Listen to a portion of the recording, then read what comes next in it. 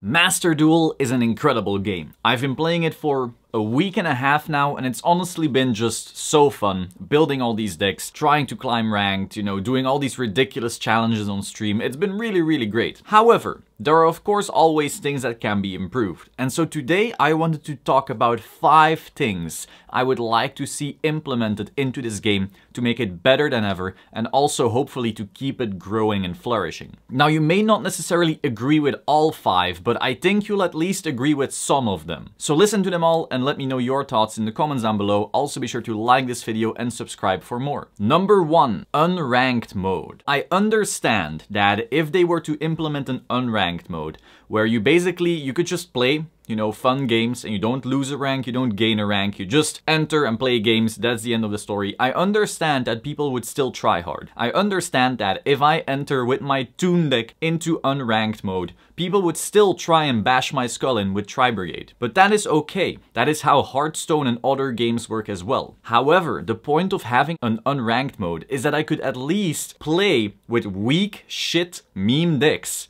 and still enjoy myself, knowing that I won't be demoted for it. It is really unmotivating to build a deck that I really like, that isn't necessarily super strong, to know that I need to play it in ranked, likely lose a bunch of games, to then swap to a stronger deck to climb back up to the rank where I actually, belong. I know belonging sounds ridiculous. That just doesn't feel that great. I would really like to be able to just queue with garbage and know that it doesn't matter, that I just get to play the game for fun and don't have to go through the chore of re-climbing with another deck that I may be sick of by now. Again, this is a very basic feature. This is a feature every online card game ever has. I don't understand how this game didn't launch with this to begin with. So that would be my number 1 thing. I want to be able to play Exodia, Blue Eyes, Toons, Heroes, all kinds of garbage. I want to play the most ridiculous combo that I made up myself.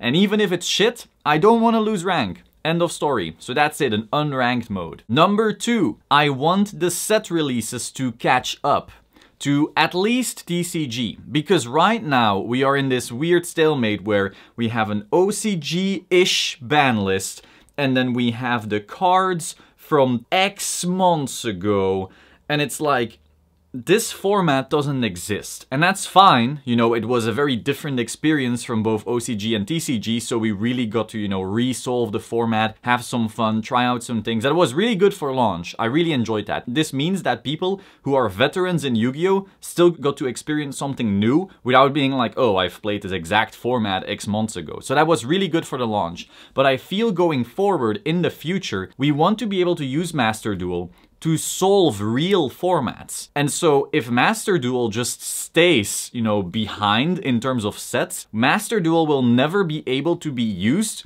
as a proper testing client. So what you would get is, oh, there's gonna be this new release, we're gonna have a new major event, maybe a YCS, and then rather than being able to test on Master Duel, we have to print out cards or go back to Dueling Book just for that event.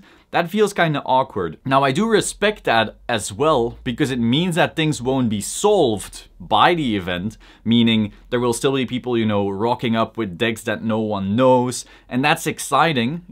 A part of me wants that, but then another part of me is like, do we really want to go to Dueling Book for testing when Master Duel exists? I don't know. That doesn't really sit completely right with me, or not even Dueling Book, maybe you prefer EDO Pro or some other client, They're all worse than Master Duel in terms of animation and controls and all that. I hope we all agree there at least. Not really sure what they'll be doing there, but I think being behind forever just feels bad. Imagine you're currently a Sword Soul fan and you're like, oh, can't play him in Master Duel, I'll just have to wait and wait, and maybe by the time Sword Soul is in the game, you're already sick of them, or they already changed, maybe they were hit on some type of ban list. I don't know when they're actually coming, honestly. Do you really want everything to always be different and behind? That doesn't really sit right with me personally, so I would hope to see some type of catch-up so that they will, release certain sets faster than they did in real life, just so that eventually your release schedule is equal. 3. I want the TCG ban list alongside the OCG ban list. So when this game launched, we all got this weird list and we were like, is it OCG from June last year?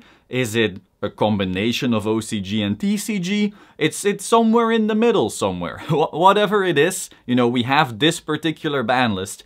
And while that's been fun, again, it's been really cool to play with, it's not the same. And so again, if you want to test for TCG or you want to experience the TCG format, too bad, buddy. You literally can't. So it would be cool if you could, you know, play both. Maybe you have, like in Hearthstone, you have your Wild and you have your Standard, and Master Duel you could maybe click like OCG or TCG or Master Duel. Maybe it's another format entirely, but at least having access to all three or all two, whichever one they end up doing, would be really cool. I also think it would be a shame if they went for just one ban list. Like imagine if they either just stuck to this forever and now you can never test any format whatsoever in this game. That would feel really bad.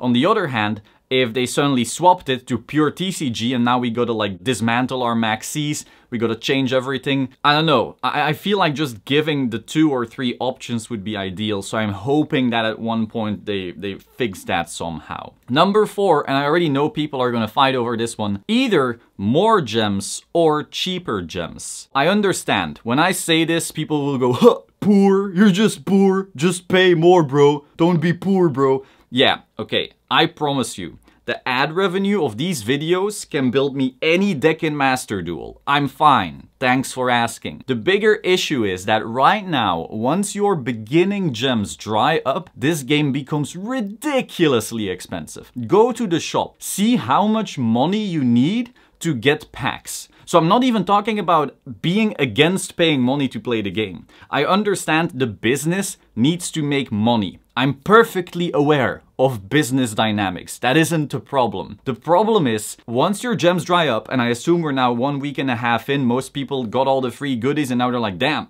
where's all the gems, bro? They're all gone. You can't build shit. Seriously, except for that one bundle that's like 35 bucks or whatever. You get a bunch of gems for relatively cheap. You can buy that, I think, 3 times. Except for that one, all these gem bundles are ridiculously overpriced. Compared to other games, the amount of money you need to spend just to build a deck is ridiculous. I play Hearthstone. I can literally spend, I think, 150-ish bucks once every 4 months, basically every set release, on like 2 pre-order bundles, and that will get me every deck in the game if I want to. Of course, they won't all be existing at the same time, but I can swap decks. I can always build the best decks in the format with just that 150 bucks once every 4 months or whatever. And again, that's still quite a bit. I don't even think it's 150, it might be 140. Whatever it is, that's enough. Here, no fucking way. I am not able to build every viable deck for that amount of money. No way in hell. It's just not gonna happen. Right now, like, I wanna build more decks for content. And I'm like, am I really gonna spend 100 fucking bucks for these awfully costed gems just to make a video? I can't imagine spending on those weaker bundles. And again, the whole don't be poor. No, it's not about that. You can have enough money to pay for this and still see, damn, I'm getting ripped off. Especially because this game is a supplement on top of another real game. When I spend money for a digital card game like Hearthstone, that is the game. I know I now get the full game experience paying this money for these cards, and that's it. That's the end of my spending. In Yu-Gi-Oh! That's not the case. I buy cards in real life for ridiculous amounts of money already. And then, on top of that, if I want to play it digitally, I have to buy them again for ridiculous amounts of money again. That just isn't a good strategy if you want to keep your entire player base spending in both avenues for you. And now I understand that means that Master Duel isn't, you know, maximizing all its profits in the short term. But I think in the long term, your goal should be, as a company, from Konami's perspective, to have your entire player base playing both paper and digital and buying their full decks in both. Now, I understand that sounds, you know, like, whoa, that's a lot of money, but that should be your goal as a company. You're gonna make more by having players spend in both rather than just in one avenue. Now, I know there's a lot of players who don't play both and don't intend to play both, and that's fine. But your overall company goal and vision should still be that you can milk your players on every avenue. As awful as that sounds, that's the goal of your corporation. That's why you still do both. If that wasn't the goal, why have both? So for that reason, my opinion, gem cost needs to go down. You know, just those like paid things, double them. Double the amount of gems you get per dollar. Otherwise, I see no way in which you can keep players enticed to do so. But again, someone else can do the math of what would be perfect for it. You know, the amount of gems per dollar you should be getting. I don't know. I just noticed right now, despite being paid back for the money I spent on this game from pure ads, I still don't feel like building more decks. I don't want them. It's not worth it. So if you don't, I'm like, holy shit, why the fuck would you ever buy these gem packs? I just don't see it. Number 5, retro formats. Now, I haven't thought this one completely true. I have to be honest about that, because if you make a billion retro formats, like there's people saying, oh, I want GOAT, oh, I want Edison, oh, I want this specific format from 2007, October, specifically on that Wednesday, that was the best format. Everyone will ask for their own format, and then you just boil it down to, oh, you just use the awful room system for this. None of that is a real good solution, but I do think there needs to be a place in this game where someone who wants to play old Yu-Gi-Oh! Can play old Yu-Gi-Oh! Now, I am aware that old Yu-Gi-Oh! Is still way different than what some people think it is. A lot of people coming back to Master Duel are like, oh, all these bullshit combos. Back in my day, we summoned the Blue Eyes White Dragon. And I'm like, no, you never summoned the Blue Eyes White Dragon. You're thinking of Playground Yu-Gi-Oh! And you're conflating that with competitive Yu-Gi-Oh! I understand that whole dynamic, I understand that whole argument, but clearly there is still a massive difference between modern Yu-Gi-Oh! And 2004 Yu-Gi-Oh! And I think there should be an avenue where someone can resolve Pot of Greed, Graceful Charity, Delinquent Duo, all those old cards, all the anime cards, and have a good time. Without, again, sitting through your opponent doing a bunch of bullshit. I know some people will say, oh, but there's Magical Scientist FTK. Yeah, I get it, but again, there's way too many people who have nostalgia goggles on who you want to keep in your game.